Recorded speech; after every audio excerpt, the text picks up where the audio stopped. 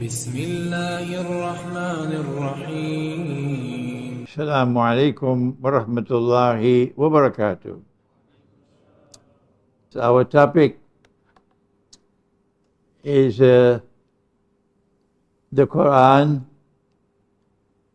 Russia's destiny, and Gaza's genocide. But we have less than 1 hour left before Salat al-Isha.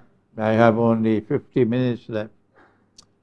And so I'm going to have to cut in order to fit the lecture. Our topic will now be the Quran, Russia, and Gaza. And even with this topic, we still will not be able to cover the entire topic tonight. However, if you have the patience, and we can have a question and answer and a discussion session after the Salatul Isha, I can stay with you for as long as you want. And I also have with me an entire collection of all my books, many of which are connected with tonight's lecture, which you can get after the lecture. Now then, the lecture is divided into two parts. In the first part, Gaza. The second part, Russia.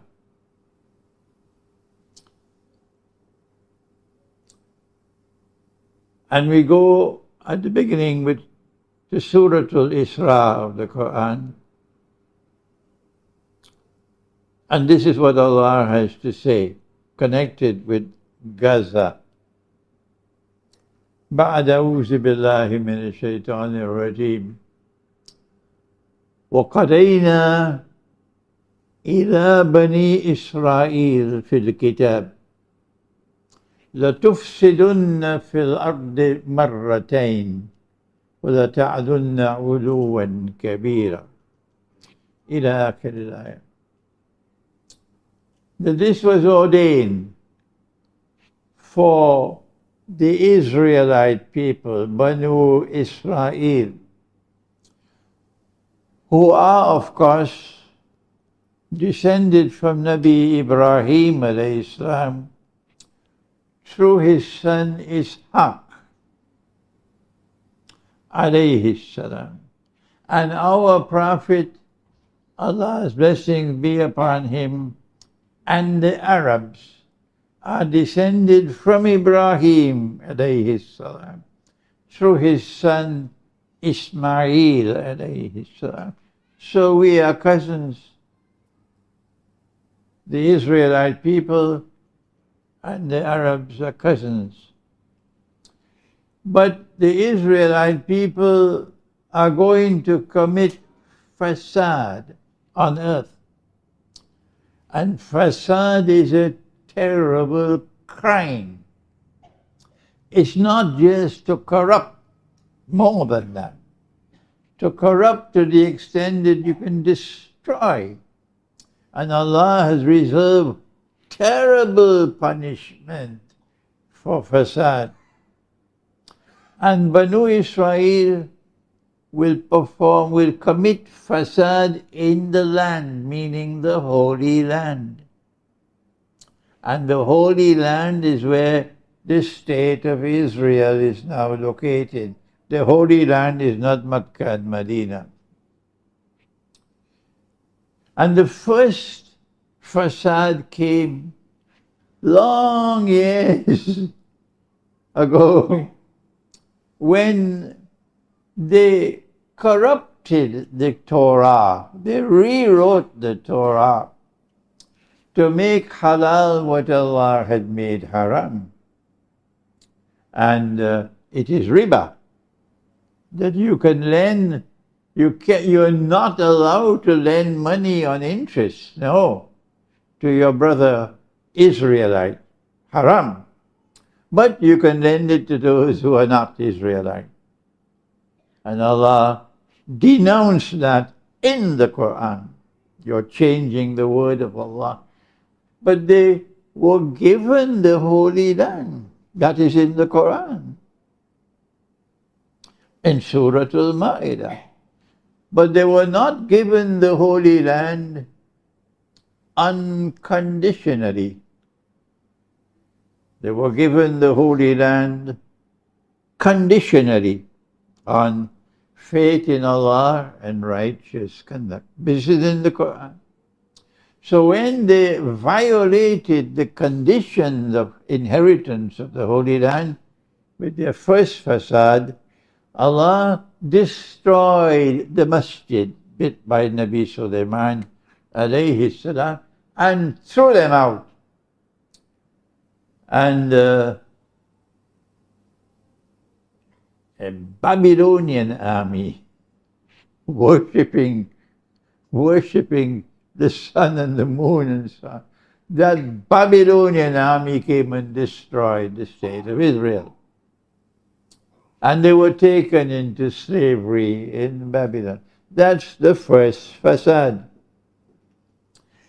No one disputes that. It is the first of the two facades.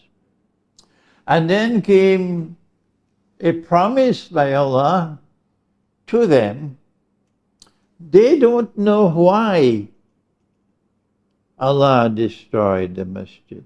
They suspect it's because of their bad behavior.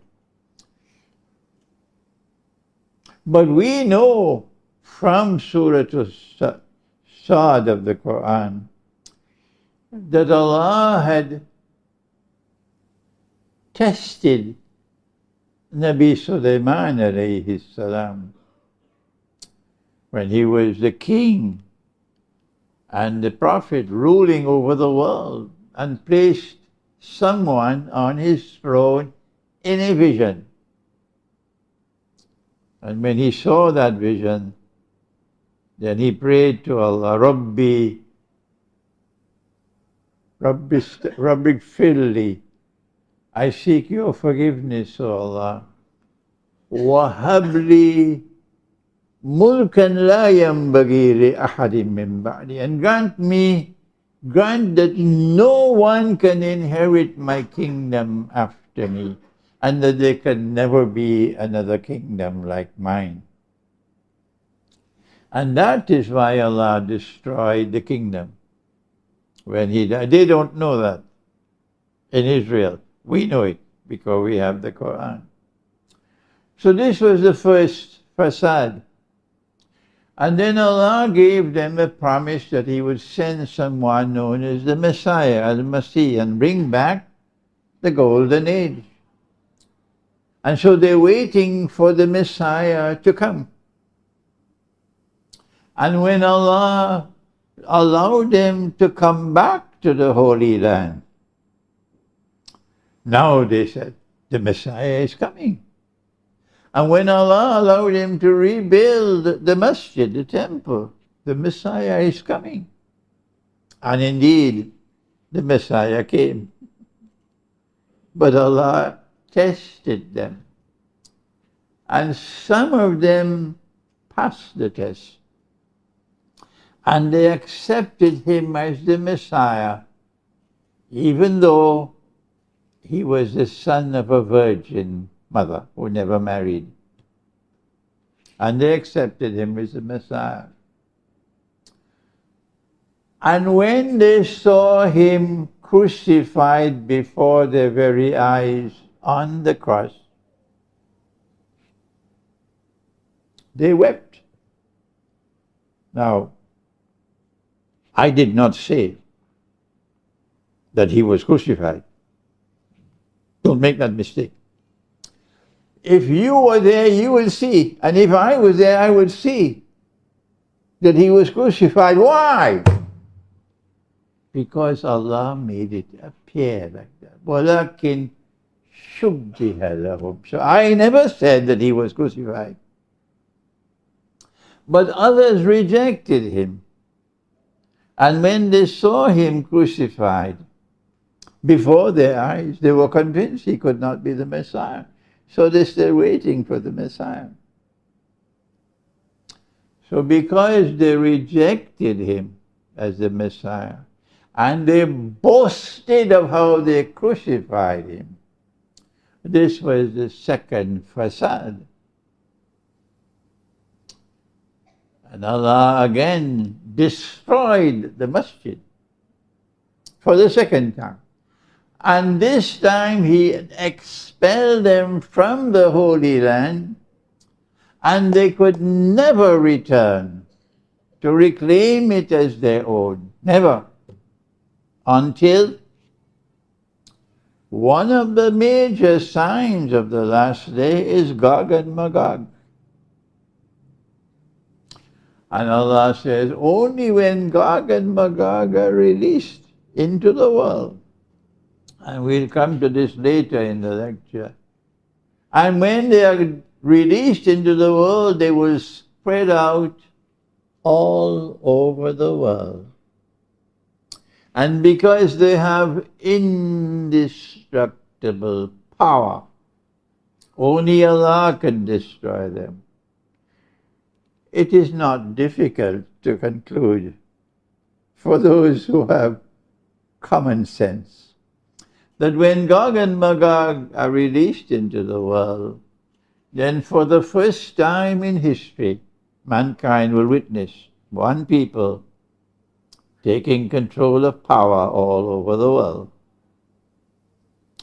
And when they do that, then they'll bring the Jews back to the Holy Land to recover it as their own. Has that happened as yet? Has that happened as yet? Has that happened as yet? Have the Jews been brought back to the Holy Land? Have they taken control of it and recovered it as their own? Has that happened as yet? Why are you afraid to answer me? It is Gog and Magog who brought them back. But now we have a third fasad in the Holy Land, in Gaza. It's genocide. But I have some qualifying remarks to make on the term genocide, because I want to go back to Srebrenica in Bosnia. So now then, if there is a third fasad in the Holy Land, which we are witnessing now, how come the Quran speaks of two? لَتُفْسِدُنَّ فِي الْأَرْضِ مَرَّتَيْنِ. And now this is a third. Well, during the years when I was struggling with Islamic eschatology, I've been in the subject more than 25 years now, I said, maybe because the language of the Quran has changed from the first to the second. In the first, it is the past tense, fail madi. But in the second fasad, Allah uses fail mudariya in Arabic. And this can apply to both the present and the future. So I imagined, and I think I was wrong, that the second fasad includes the third, but I was wrong. I was wrong because of this reason. The Quran speaks of Banu Israel committing fasad twice. The Israelite people, who are descended from Nabi Ibrahim alayhi salam. And this fasad, which is now taking place, is not Banu Israel. No. They are a European people who converted to Judaism, European Jews, and who have no genetic link with Ibrahim alayhi salam. Who are these European people who are now controlling power in Israel and who are committing these atrocities, fasad? Answer, who brought them back to the Holy Land is Gog and Magog.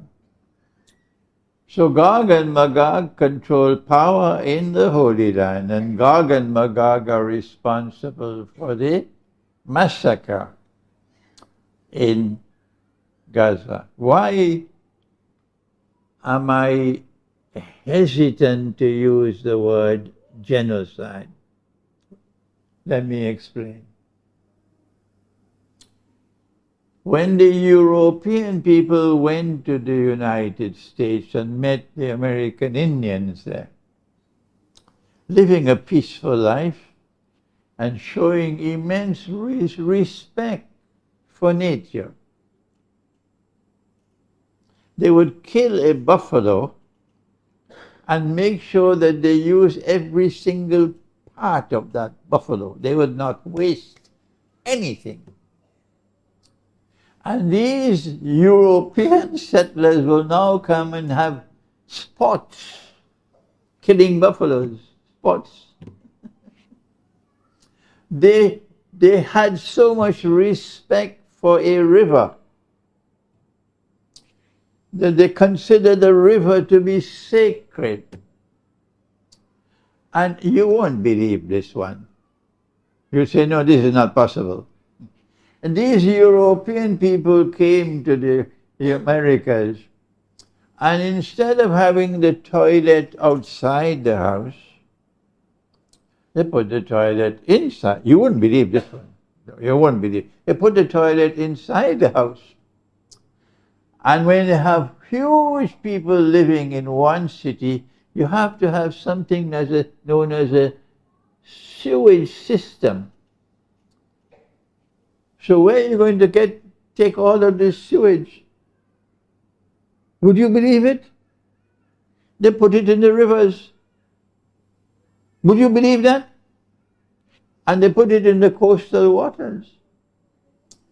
These people, European people, did more than that. They did not only destroy nature, but they were destroying the American Indians, killing them like sports. And the European people were supporting them. That is genocide. There were no significant voices being raised, no protests against what is happening. Everybody supported. That is genocide.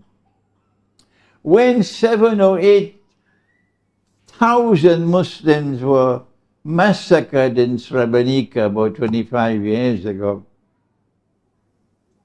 while under NATO's watch it happened,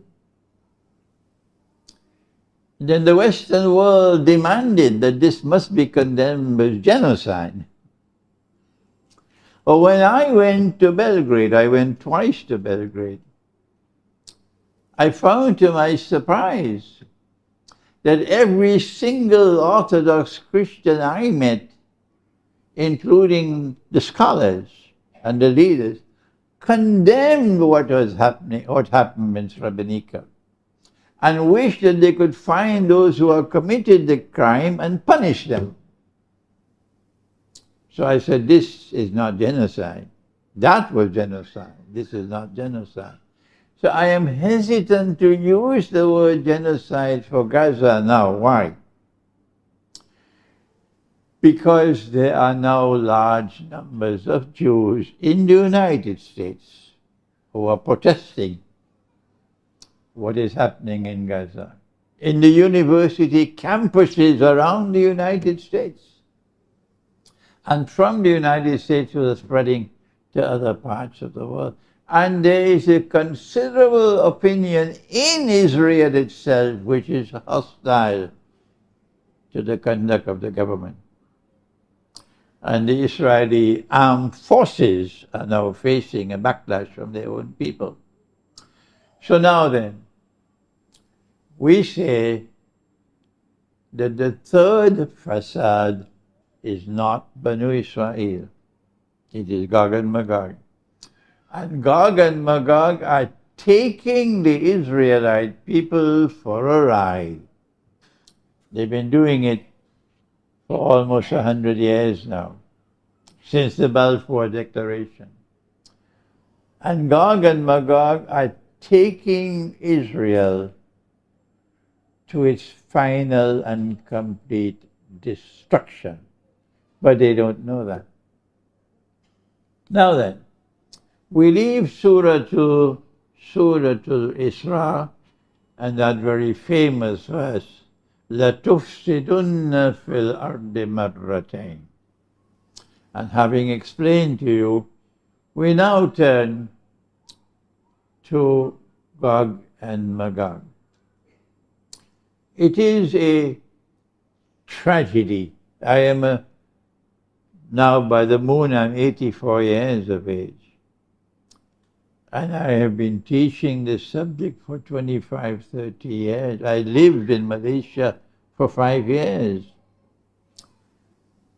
And although I am now a senior scholar of Islam, traveled extensively, I have failed to convince my brothers, the scholars of Islam, on the subject of Gog and Magog. I have failed, and I admit failure.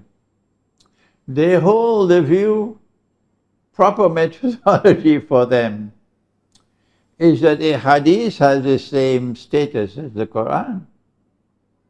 And once it is in the hadith and it is Sahih hadith, it is absolute truth. I hold a different view.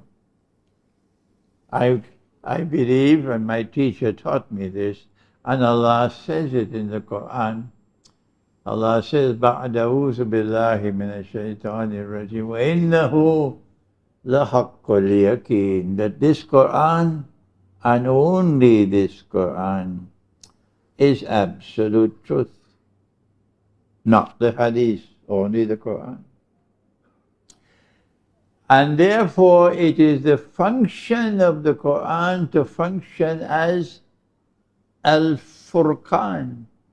This is one of the surahs of the Quran, Surah Al-Furqan. The Quran must distinguish between that which is true and that which is not. So the Quran must be used to judge the hadith.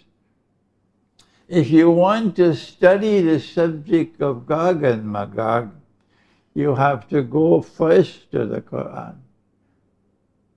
And there is a methodology how to study the Quran. We don't have the time to teach that tonight. After you have studied the subject in the Quran, then you go to the hadith. Proper methodology. And if a hadith is in harmony with the Quran, you accept it. But if a hadith is in conflict with the Quran, for example, shall I tell you? That our Prophet ﷺ did what none of you would ever do. That he did what none of you will ever do. I have to contain myself. Yes. He married a child. Yes, she was only 6 years of age. That hadith is in conflict with the Quran. But I cannot convince those who follow wrong methodology. And so when we go to the Quran for Gog and Magog, it not only takes us to Gaza, but it also takes us to the Black Sea. The Quran responded to a question by the Jews concerning a traveler who traveled to the two ends of the land. And this is in Surah Al-Kahf of the Quran, Kahfi. And you all know Surah Al-Kahfi. But when the Quran responded to the question, Allah repeated the question. And this is what he said. وَيَسْأَلُونَكَ عَنْ ذِي الْقَرْنَيْنِ. And they are questioning you, O Muhammad ﷺ, about someone known as Zul Qarnayn. You're aware of that. The word karn can mean a horn. Horn. And the word karn can mean a generation, a people, an epoch. Which one is it? Let the Quran answer.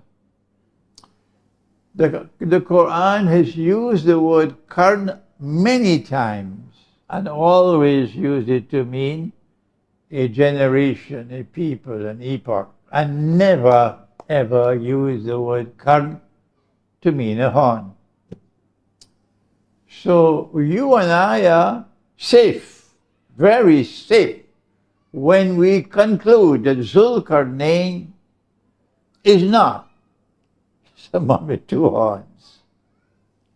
Rather, that Zulkarnain is someone who impacts on two different generations, and therefore someone who impacts twice on history.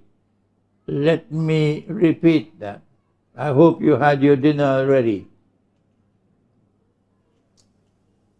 Zulkarnain is not someone with two horns. Rather, Zulkarnain is someone who impacts twice on history. And it is in pursuing this subject that we see the link between Russia and Gaza. So bear with me.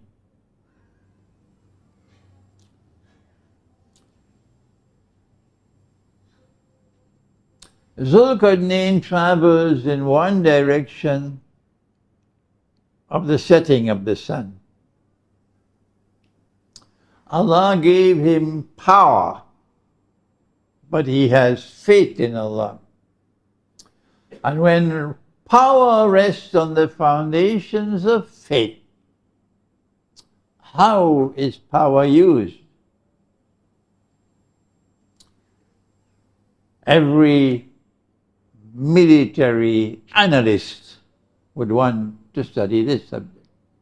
When power rests on the foundations of faith, how is power used? So when he reached to the setting of the sun, he came to a body of water. I don't have the time to give you all the evidence. It's the Black Sea. And the reason why it's called the Black Sea is because it is dark and murky, and that's what the Quran says, Ainun Hamia. But you can read my book on Gog and Magog to get more information. I have limited time. So then Allah said to him, how will you deal with these people by the Black Sea? And he responded and said, those who are committing acts of wickedness, I will punish them. And when they return to you, you will punish them. And those who are people of faith and righteous conduct, I will reward them, treat them nicely. That was the first trip into the west, the setting of the sun. Then he traveled in the opposite direction, the rising of the sun. And this one is difficult. This one is difficult. Why? Because of the language in the Quran. Very few words. And it taxes your intellect. When he reached to the end of the land, it's the Caspian Sea now. This is the Black Sea. This is the Caspian Sea. This is the geography of the subject. So he met a people by the Caspian Sea. Lam naj'al lahum. We did not give to them.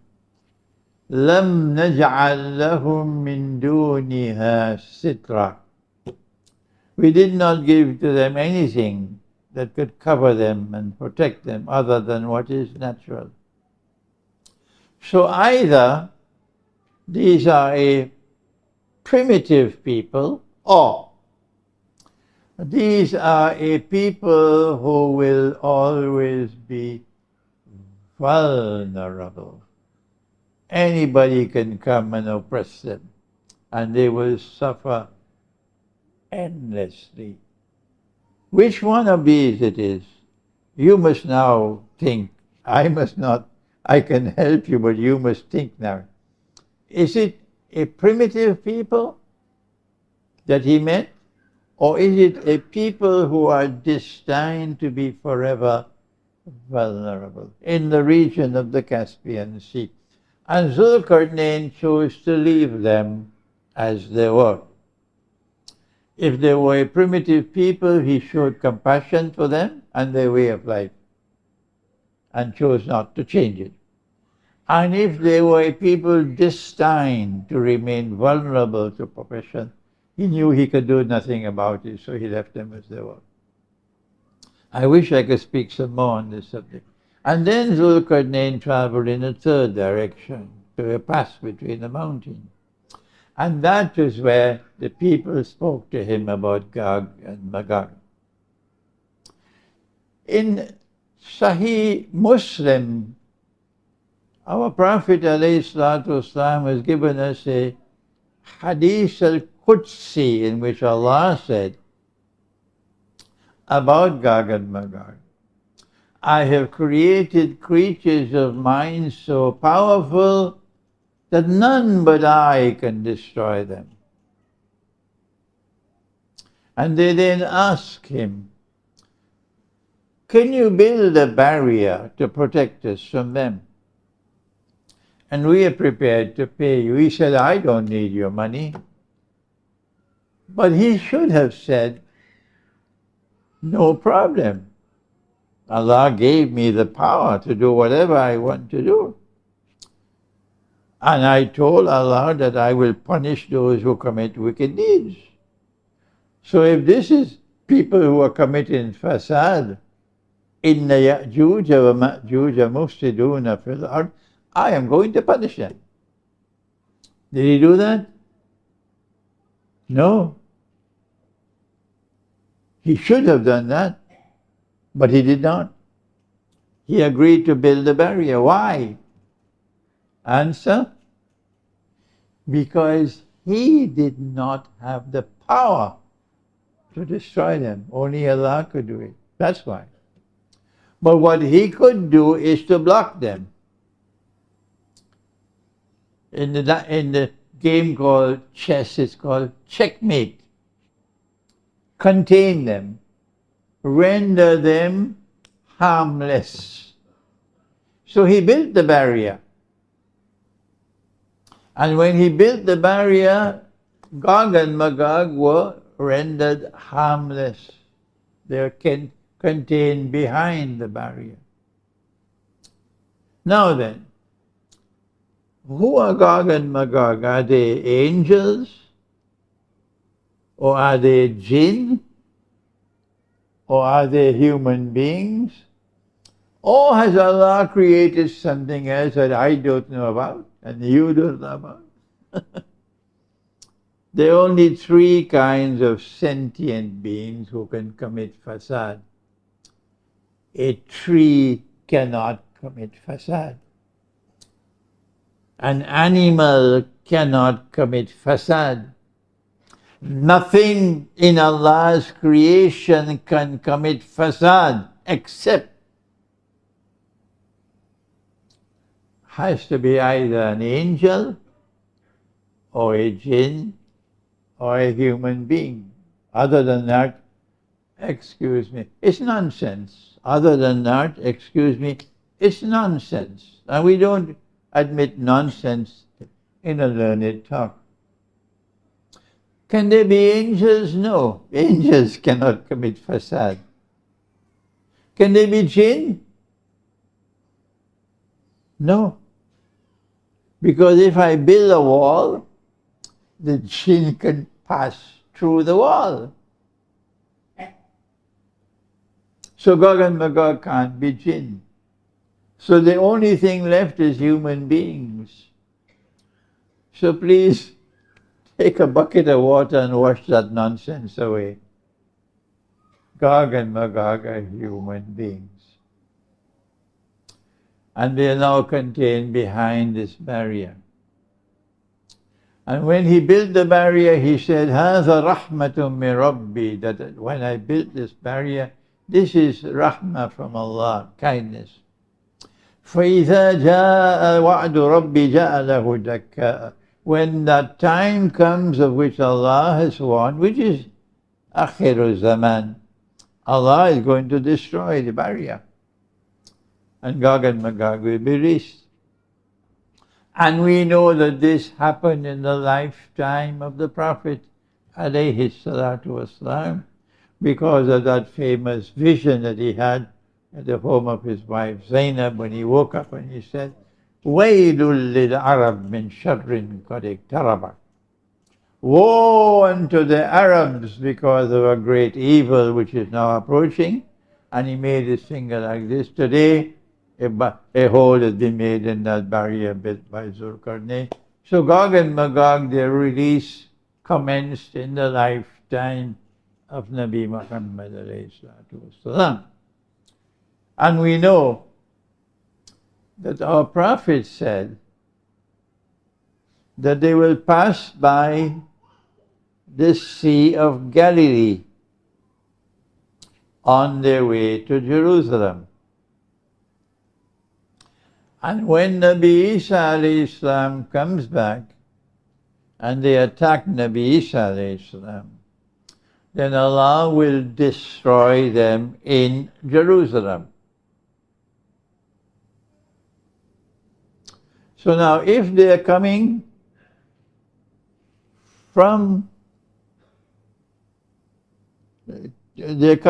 to the Sea of Galilee on their way to Jerusalem, they're coming from the north.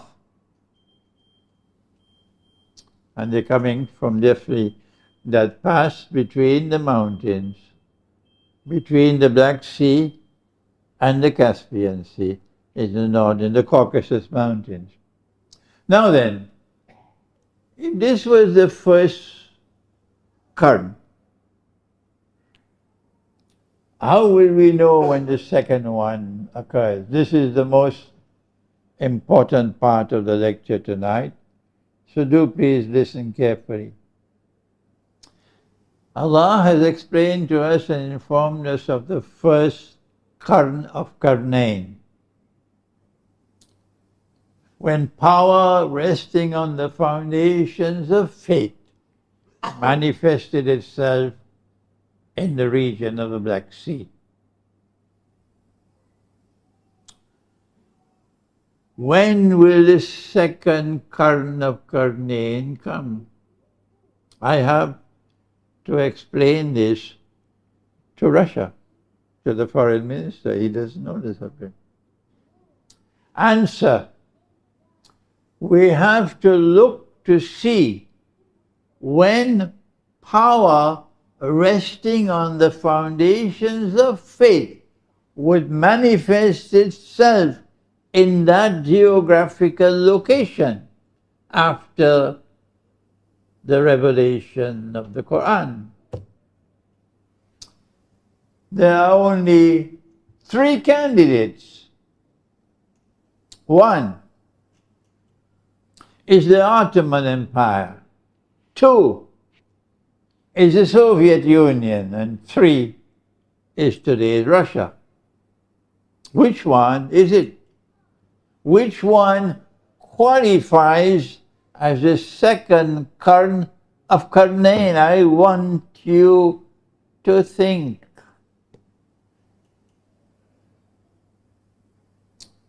Can it be the Ottoman Empire? No. Why? The Ottoman Empire was an oppressor. Yes, the Ottoman Empire did certain things which were good, but in their relationship with the Orthodox Christian world, the Ottoman Empire was a relentless oppressor to such an extent that the Orthodox Christians hate Islam, including Russia. They hate Islam because of the conduct of the Ottoman Empire. The Ottoman Empire never took the Quran to these Christians, never did it. They preached a bogus Islam. When we go now to them, 600 years later, these same Christians are now treating us with respect. And many of them are now accepting the Quran as the word of God, and praise is due to Allah. But they choose to remain Christians, even though they accept the Quran as the word of God. And so now, we eliminate the Ottoman Empire. I don't have the time to give you more evidence. There's much more than this. Can it be the Soviet Union? Yes, the Soviet Union was a superpower. But the Soviet Union was an atheist state. It didn't believe in God and was persecuting Christians and Muslims. So we eliminate the Soviet Union. I was here in Kuala Lumpur in 2014. I was here with you. When the Western world paid, I don't know how many $1 billion they paid to bring about a color revolution in Ukraine. And a government which was friendly to Russia was overthrown, not through the democratic process, no. Color revolution, hatched in Washington, and it was replaced by this government which is hostile to Russia. And when that took place, Russia very, very quickly and very, very intelligently reclaimed Crimea without any fighting. And when Russia reclaimed Crimea, I was here in KL and I said it's time for Imran to celebrate. Because power has now returned to the region of the Black Sea. And this is power resting on the foundations of faith. That part of the world called the West says that a man could marry another man and get a marriage certificate. Yeah. And so many in the world of Islam still worship them, to our eternal shame and disgrace. But Russia says no, never. Not in Russia. That's not possible. This LGBT, whatever it's called, the feminist revolution, which is being proclaimed from the Western world, they have the rainbow color, the flags. Every government building you see these rainbow colors, flags, all over Europe now. And Russia banned it, because Russia is not pagan. Modern Western civilization is pagan. So now we can confidently come to the conclusion that we are now witnessing the second Qarn of Qarnayn. And so it is the destiny of Russia to block them a second time, Gog and Magog, to checkmate them a second time, and that is already taking place. If you are military analysts, you would know that that is already taking place. The United States is now ruling the world in something called Pax Americana. And the United States for the last 200 years have been moving with gunboat diplomacy all over South America and Central America, toppling governments whenever they wanted, killing people, massacring, assassinations. How do you explain? How do you explain that when Hugo Chavez emerged, and he decided that Venezuela, which has so much wealth, it has the vast oil resources, it has vast gas resources, it has vast gold resources. Why are the people of Venezuela so poor? And only an elite is rich and the money going outside to Washington. So Hugo Chavez said this must stop. And the wealth of this country must go to the people. And this was a challenge to the United States. And for the last 15 years or more, they have done everything they could possibly do. From the time of Bush to the time of Trump to the time of Biden, everybody have tried anything they could do to overthrow the Venezuelan government. How come? For the first time in history, for the first time in 200 years of history, the United States is powerless to overthrow the Venezuelan government. Answer, because Russia is so powerful. And if you put your hands on Venezuela, Russia will fight you. This is why. Russia has now emerged as a state powerful enough to be able to checkmate NATO. When will this happen? And this is important for Gaza. Because you cannot liberate Gaza from oppression so long as Gog and Magog are in control of Israel. Let me repeat that.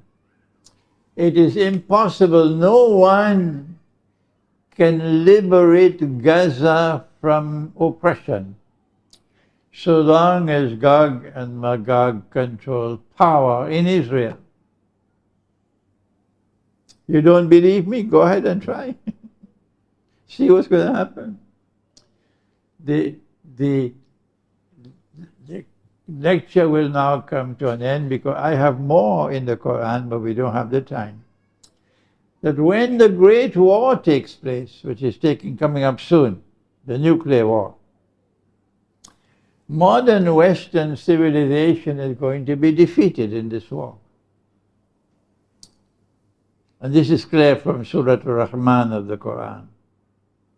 It's time, Malaysia, it's time for you to study the Quran seriously and with proper methodology.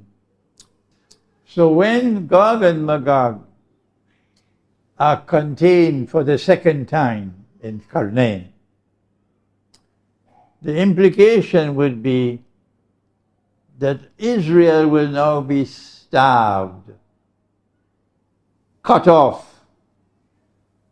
If you're an army, you need to have reinforcements coming in.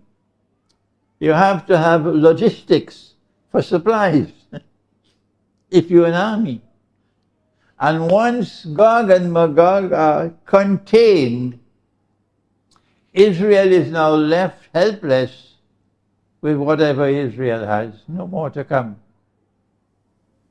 And so it's just a matter of time for Israel to be destroyed. And our prophet has prophesied that. He said that the Muslim army will march from Khorasan. And no one will be able to stop that army until it reaches Jerusalem. These are his words. And so we wait. In the meantime, our young men are fighting like lions. I'd never use the word Hamas.